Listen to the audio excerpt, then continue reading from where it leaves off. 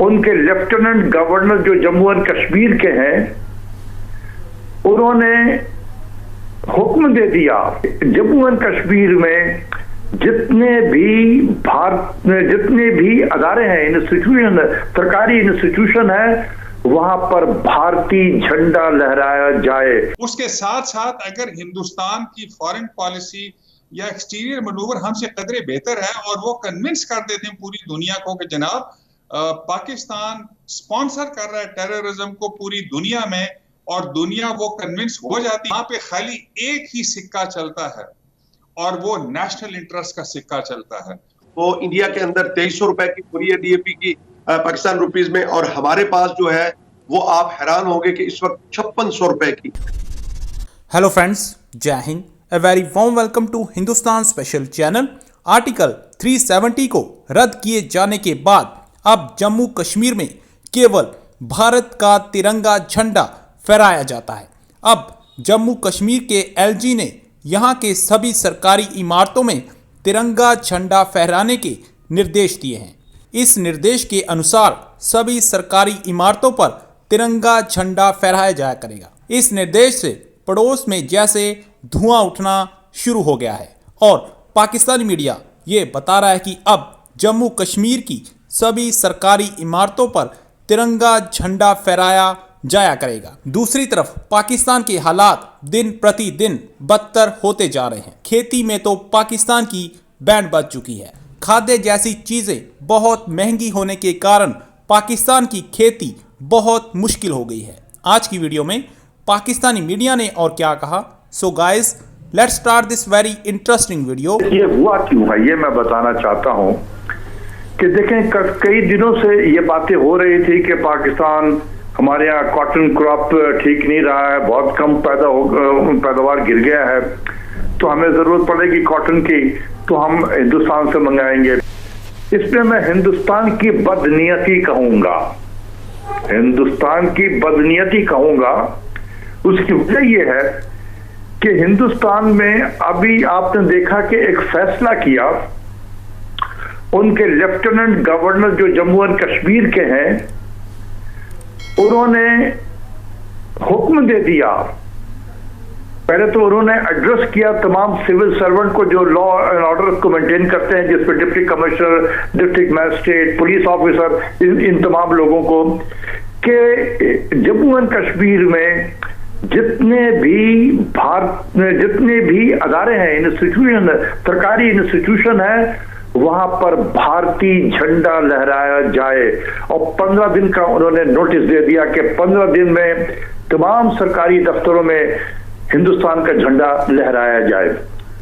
तो अब वहां पर उन्होंने झंडा लहराना जब शुरू किया और वहां जम्मू और कश्मीर में हर तरफ हिंदुस्तानी झंडे लहराए जा रहे हो, तो आप सोचें कि इसकी क्या इम्प्लीकेशन होगी। दो सूरतें थी, या तो हिंदुस्तान जो है वो तजारत को कहता कि हम एक्सपोर्ट नहीं करेंगे पाकिस्तान को, तो हो सकता है कि वो इंटरनेशनल फोर्सेस जो चाहते हैं हिंदुस्तान और पाकिस्तान में ताल्लुकात में बेहतरी हो, तो वो नाराज हो सकते थे कि देखो पाकिस्तान को चाहिए ये चीज और आप नहीं दे रहे हो, फिर कहते हो कि ताल्लुकात कैसे ठीक किया जाए। तो उन्होंने कहा कि लाठी भी ना टूटे और सांप भी मर जाए। डॉक्टर साहब अब इसका मुतबादल हुआ, डॉक्टर साहब अब इसका मुतबादल आप क्या देखते हैं? हमें मुतबादल हमारी हुकूमत को क्या करना चाहिए? चीनी कहाँ से मंगवानी चाहिए? मतलब ये कोई ऐसी चीज नहीं है कि मतलब सारी दुनिया पड़ी हुई है, जहां से हम माजी में मंगाते रहे, रॉ कॉटन इंपोर्ट करते हैं, हम वहां से कर लें। तो ये तो एक मुनाफकाना रवैया है। क्या हमने उस मुनाफकाना रवैये की रो में बहना है या उसमें से हमें उस कॉज के साथ खड़े होना है?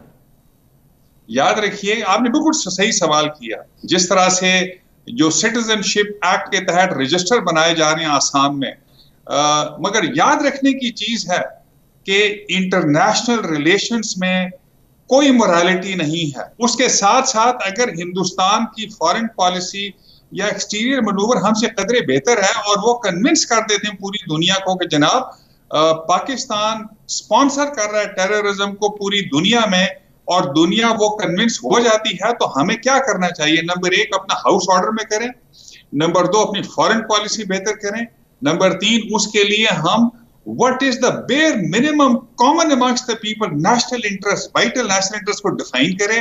वहां पे खाली एक ही सिक्का चलता है और वो नेशनल इंटरेस्ट का सिक्का चलता है, और अवाम के पास लेके जाएं ताकि आप देखिए हमने खाली तह तक गए और पानी को फील किया, हिंदुस्तान के साथ ताल्लुकात, हमें वापस आना पड़ा। लेकिन आई थिंक हम में विल पावर है, ऑल्दो ये परमानेंस है इस चीज को कि नेशनल इंटरनेशनल रिलेशंस में कोई भी इखलाकियात का अमल दखल नहीं है। सबसे पहले बीज हमारे पास नहीं है, बुनियादी चीज है। आप ये देखें कि हमारी पैदावार 18 से 20 मन है और बाहर जो है वो 40 से 50 मन है कॉटन की।